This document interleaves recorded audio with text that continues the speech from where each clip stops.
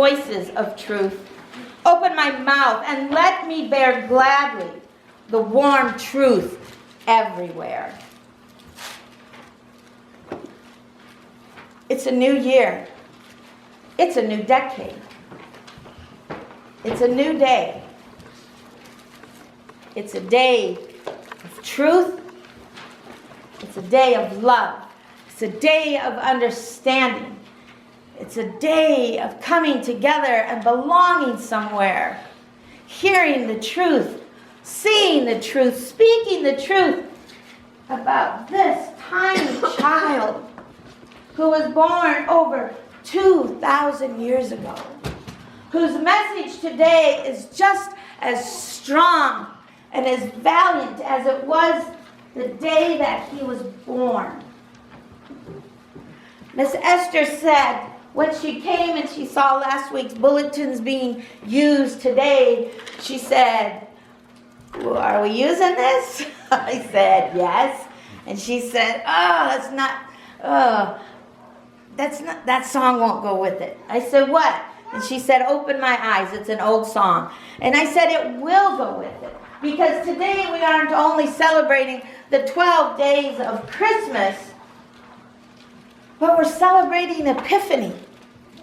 The coming of the wise men, the coming of the Magi, the coming of our Lord that will go out with these wise men into all the world. And new voices will be heard. New eyes will see new things. Maybe the old things, but in new ways. And they opened their ears to a prophet, to an angel, who said, don't tell the king, he's going to kill him. And they listened. They weren't frightened by hearing in a dream something new, something different, something scary. I would have thought the scariest part for them would be to leave their home country thousands of miles away, going to some place without GPS or Siri or anybody else in our vehicle telling us how to get there.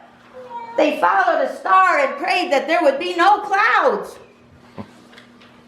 Guess there weren't any clouds because they found the baby. Not in a manger, because by now our Lord is 2 years old. That's why they found him in a house. We love to stay in this scene. We love to think of this little baby Jesus. Remember when your children were born and they came home. Andrew was so little. When he came to us, he fit in a mixing bowl. We never want him to leave that mixing bowl. In 9 days, not that I'm counting, our mixing bowl baby will be 19 years old. He's that little baby in that mixing bowl because that feels really good. Jesus in a manger, surrounded by cattle and donkey and all manners of animal life. That makes us feel good. We don't want to leave because we know what's going to happen.